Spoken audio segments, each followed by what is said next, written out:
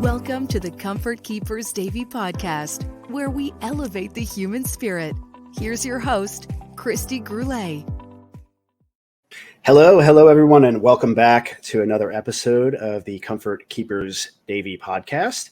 I'm your co-host, Jeremy Wolf, joined by your host, Kristi Gurule. Kristi, happy New Year to you. It is 2024, and I am ready for an exciting and prosperous New Year. It's going to be magical. It is. That's right. That's right. Just claim all the goodness, right? It's all here for 2024. It's going to be a busy year. Here for the taking. It's going to be great. So we're going to kick off the new year with a very, very important topic. We're going to talk about veterans. Yes. There's a ton of resources available out there for our great men and women service members of the country. If I could speak properly, would be in good shape. And I know that Comfort Keepers has a lot of resources available as well, and you are very active in the community, and you do a lot of support for our veterans. So please talk a little bit about your role with Comfort Keepers and what you do for veterans and the different resources available, and then we'll kind of proceed. And I know this is a big topic, and we're going to probably pick up other segments on this moving forward. So we'll just touch on a few things here. Okay, sounds good. So I think the biggest picture that I could paint is that most veterans, you could approach any veteran and ask them if they know about services that would help them in their home. Most of them are going to say, "What are you talking about?" They have no idea. And that's really a problem at a much higher level, where there's so many benefits for the men and women who have served our country and why we are able to do the things that we do today. Yet they don't know what's available for them. So I'd like to start this all out by just sharing some facts and figures first. First fact: we are huge supporters of our military. We absolutely are. That to the core for my family. So personally speaking, service members in the family. So it was never a question that we would serve our veterans in any capacity that we could, because they've done so much for us. Absolutely. There are roughly 7 million veterans right now between the ages of 65 and 84. That's a lot of veterans. 7 million between 65 and 84. Yep. Yeah, because I guess a lot of the folks in that age range were involved with some of the wars. What is that? That would put them in Vietnam times, I guess, right? So yes, a lot. I mean, and I have service members that are, well over that age too, and younger. But what I want to say is that this is our most vulnerable group of individuals that are wanting to remain independent in their home, who most veterans aren't actually seeking services through VA hospitals. So this is something that's really interesting. We can easily assume that a veteran does everything through the VA. But we know that the VA is very hard to get into. Communication can be difficult. It's a government entity. It's a lot. So a lot of our veterans also have Medicare. So they're seeing their regular primary care doctor. They're not going to the VA hospital for routine checkups. They're really not in that atmosphere, but they're still a veteran. So this is a huge opportunity for veterans to understand that you may have never used your VA benefits for your medication, for your doctor's visits, for anything standard and routine, and that is okay. You're still a veteran, and you can still qualify for VA benefits in your home at no cost to you. That's a win-win for everybody. So there are a few different ways that veterans can look into this. Like you said before, there's tons of resources online, tons. I think that's part of the issue, though. Sorry to cut you off there, is that people get overwhelmed and inundated by too much information. As you were just talking, I was thinking to myself, I wonder if the military, when somebody becomes a veteran and leaves the service, I'm sure they provide them some kind of a list of all these resources, but there's so many of them. Right. How do you get through it all? How do you know what's available and what's not? I'm getting overwhelmed just thinking about everything that could potentially be out there. It is such a big topic, but it's such a passionate topic of mine, because our veterans should know. Our veterans absolutely should know. So just in what you just said, maybe, I can't say, but maybe our newest, service members who are leaving the military, maybe there is that information. Information is easier to share now.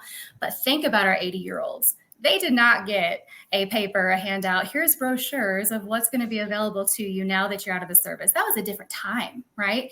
And things have changed since then too, at a much higher level. So I think, and I recommend always for veterans to look for their local county veteran affair office. Every county in the United States has a local county veterans service office.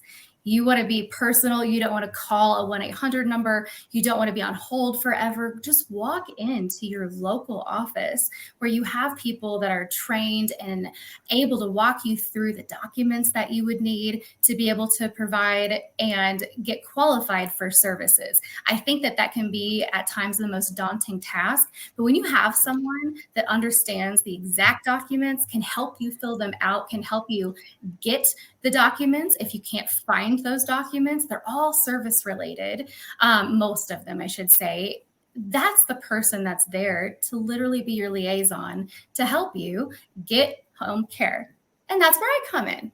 So I know, it's just 100%. Everything you said, like, I'm sitting here thinking to myself, how much easier that process is for people. Again, when you have to get on the phone and wait on hold, that creates so much stress, but to be able to go somewhere and actually have a person, a liaison, as you said, sitting next to you, walking you through the process, that takes such an incredible amount of stress and burden off our seniors in this process. And it's such a huge thing. So everything you said makes perfect sense. So you were about to say before I No, it's okay. It is such an exciting topic, though. Truly it is, because right now there are so many veterans that could use the services that we provide. They just don't know that this benefit is there at no cost to them. And that's where I want to get the word out. I truly want everyone to know, from as little to as much as you possibly need. There's a lot of different options. So first step, find your local county office for your veterans affairs, not the veteran hospital. That's not where you're going. You're not necessarily going to your primary care, but start there. Okay. We have veterans that are eligible for the VA aid and attendance. That is an incredible program. And that's not just veterans, but that's also surviving spouses. Surviving spouses don't know that they possibly have a benefit to help them in the home. But that's where all of this information comes into play. So for single veterans, for married veterans, everything that a veteran may need at home to stay at home, this is where this can come from. Up to $2,600 a month of paid services. Wow. For a couple pieces of paper that need to be turned in and filled out. I mean, it is worth it. It is worth definitely looking into. There's veteran directed care programs too. Again, just more involved in a veteran's way of dictating their own health, their long-term plan, so that they can stay in their home. There is the community care network.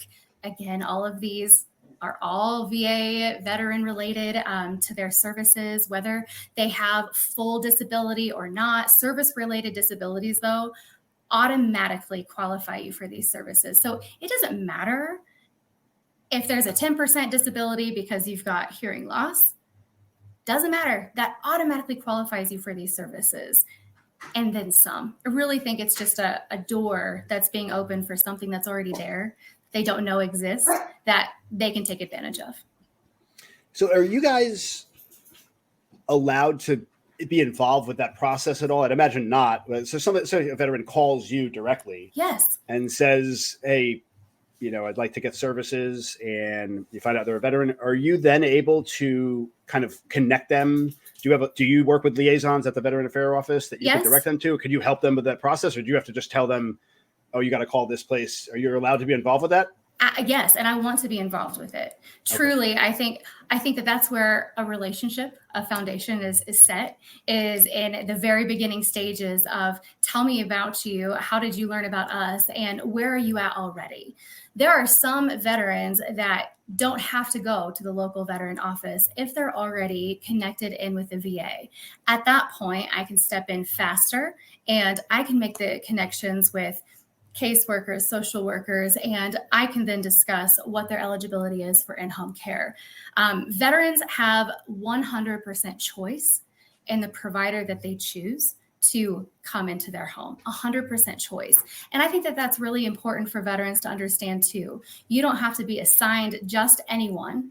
And that initial contact, Jeremy, being able to walk somebody through and connect them really has them come all full circle, and then services start with us. So that's generally how it works. And I love for people to call. Not an expert, please know this. There is so much information, like you said, but the first phone call to our office is always friendly and informational, and we'll give you exactly the pass off that's required.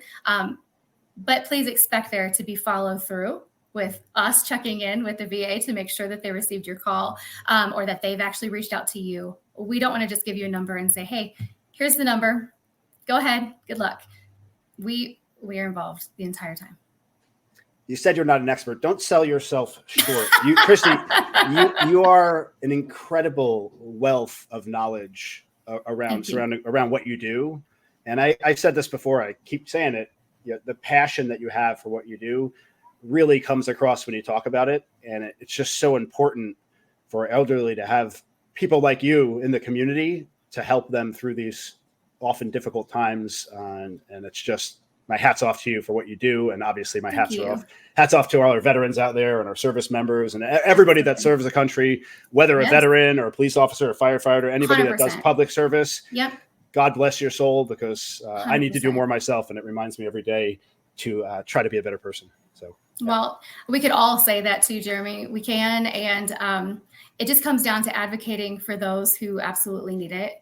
And that's really what we share as a team, as a company, is we advocate for what's right and what's necessary. And we love getting to that point of being able to help them.